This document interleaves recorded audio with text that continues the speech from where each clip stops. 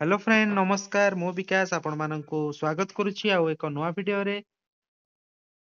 तो फ्रेंड्स एही वीडियो रे जानिबे ऑनलाइन ओपीडी रजिस्ट्रेशन केमिति करिवे।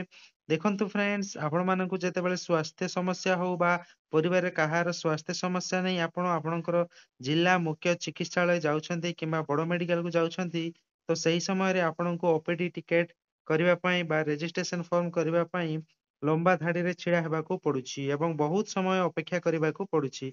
किंतु आजिर वीडियो रे आप जानिबे ଆପଣ ଆପଣଙ୍କର ସ୍ୱାସ୍ଥ୍ୟ ସମସ୍ୟା ନେଇ ଯେତେବେଳେ ମେଡିକାଲକୁ ଯାଉଛନ୍ତି ତା ପୂର୍ବରୁ ଆପଣଙ୍କୁ ଅନଲାଇନରେ ପଞ୍ଜୀକରଣ କରିବାକୁ ପଡିବ ଏବଂ ସେଇ ଅନଲାଇନ ପଞ୍ଜୀକରଣ ଫର୍ମକୁ ନେଇ ଯିବେ। ଆଉ ଆପଣଙ୍କୁ ଲମ୍ବା ଧାଡିରେ ଛିଡା ହେବାକୁ ପଡିବ ନାହିଁ ସିଧାସଳଖ ଆପଣ ସେଇ ରେଜିଷ୍ଟ୍ରେସନ ଫର୍ମକୁ ଧରି ଆପଣ ଯେଉଁ ବିଭାଗରେ ଦେଖାଇବାର ଥିବ ସେଇ ବିଭାଗକୁ ଦେଖେଇ ପାରିବେ। ତ ଚାଲନ୍ତୁ ଜାଣିବା ସେଇ ଓପିଡି ରେଜିଷ୍ଟ୍ରେସନ କେମିତି କରିବେ ସେ ବିଷୟରେ ଜାଣିବା। ଭିଡିଓକୁ ଶେଷ ଯାଏଁ ଦେଖନ୍ତୁ। ଆଉ ଚ୍ୟାନେଲରେ ନୂଆ ଆସିଥିଲେ ଚ୍ୟାନେଲକୁ ସବସ୍କ୍ରାଇବ କରିଦିଅନ୍ତୁ ପାଖରେ ଥିବା ବେଲ ଆଇକନକୁ ପ୍ରେସ କରି ରଖନ୍ତୁ ଯାହା ଫଳରେ ଆମ ଚ୍ୟାନେଲରେ ଯାହା ବି ଅପଡେଟ ଆସିବ ସର୍ବପ୍ରଥମେ ଜାଣିପାରିବେ। ଚାଲନ୍ତୁ ଭିଡିଓ ଷ୍ଟାର୍ଟ କରିବା। ଦେଖନ୍ତୁ ଫ୍ରେଣ୍ଡସ୍ ଆପଣଙ୍କୁ ଯଦି ଅନଲାଇନ ଓପିଡି ରେଜିଷ୍ଟ୍ରେସନ କରିବାର ଅଛି ତ ଆପଣଙ୍କୁ ଯେକୌଣସି ବ୍ରାଉଜରରେ iswasthyaodisha.gov.in ସର୍ଚ୍ଚ କରିବେ। ସର୍ଚ୍ଚ କଲା ପରେ ଦେଖନ୍ତୁ ଏଠାରେ ଅଛି ଅନଲାଇନ ରେଜିଷ୍ଟ୍ରେସନ। ଦେଖନ୍ତୁ ଅନଲାଇନ ରେଜିଷ୍ଟ୍ରେସନ ଏଇ ଅନଲାଇନ ରେଜିଷ୍ଟ୍ରେସନ ଉପରେ କ୍ଲିକ କରିବେ। ଦେଖନ୍ତୁ କ୍ଲିକ ହେଲା ତାପରେ ଏଠାରେ ଅଛି ନ୍ୟୁ ରେଜିଷ୍ଟ୍ରେସନ ସେଠାରେ କ୍ଲିକ କରିବେ। ତାପରେ ଏଠାରେ ଦେଖନ୍ତୁ ହସ୍ପିଟାଲ ଆପଣ କୋଉ ହସ୍ପିଟାଲରେ ଚେକଅପ୍ କରିବେ ସେଇ ହସ୍ପିଟାଲର ନାଁ ଦେବେ।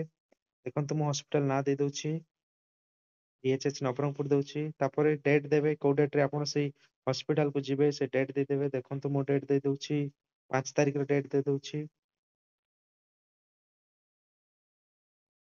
ତାପରେ କୋଉ ଜିନିଷ ମାନେ କୋଉ ବିଭାଗରେ ଦେଖାଇବେ ସେ ବିଷୟରେ ଦେବେ।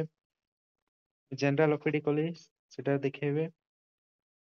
ତାପରେ ଟାଇମିଂ ଦେବେ। ତାପରେ ଯାହାଙ୍କର ଚେକଅପ୍ ହବ ତାଙ୍କ ନାଁ ଦେବେ। ଦେଖନ୍ତୁ ମୁଁ ନାଁ ଦେଇ ଦଉଛି।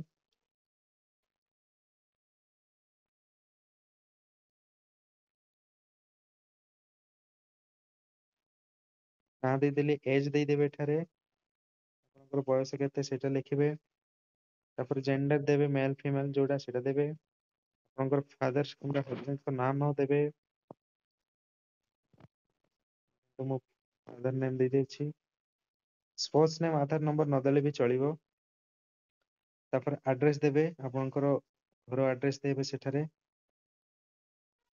ତାପରେ ଡିଷ୍ଟ୍ରିକ୍ଟ ସିଲେକ୍ଟ କରିବେ ଆପଣଙ୍କର କୋଉ ଡିଷ୍ଟ୍ରିକ୍ଟ ସେଇଟା ଦେବେ। ଦେଖନ୍ତୁ ଆମ ଡିଷ୍ଟ୍ରିକ୍ଟ ଦେଇଦେଲି ମୁଁ। ଭିଲେଜ ନେମ ଆଉଥରେ ଦେବେ।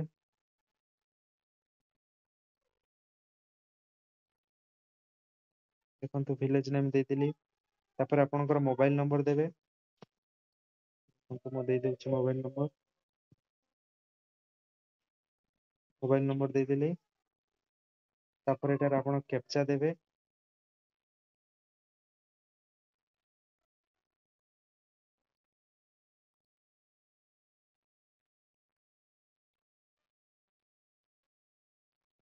କ୍ୟାପଚା ଦେଲି ତାପରେ ଏଠାରେ ଆପଣ ରେଜିଷ୍ଟର କରିବେ।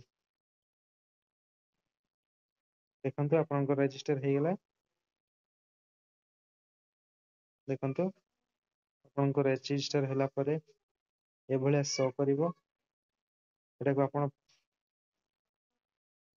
ଦେଖନ୍ତୁ ଆପଣଙ୍କର ରେଜିଷ୍ଟର ହେଲା ପରେ ଆପଣଙ୍କୁ ଏଠାରେ ଶୋ କରିବ। ଦେଖନ୍ତୁ DHH ନବରଙ୍ଗପୁର ଦେଖେଇଲା। ତାପରେ ଏଠାରେ ଆପଣ ଏହାକୁ ପ୍ରିଣ୍ଟ କାଢିବେ। ଦେଖନ୍ତୁ ପ୍ରିଣ୍ଟ କଲି ଏଇଭଳିଆ ଶୋ କରିବ। ଏଇଟାକୁ ଧରି ଆପଣ ସେଇ ହସ୍ପିଟାଲକୁ ଯିବେ।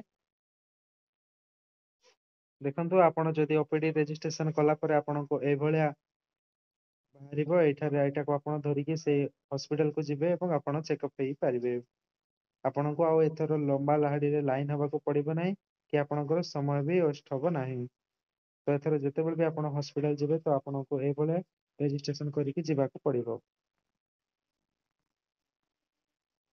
ଆଇ ହୋପ ଆପଣ ମାନେ ଏଇ ରେଜିଷ୍ଟ୍ରେସନ କରିବା ଭଲ ଭାବରେ ବୁଝି ଯାଇଥିବେ।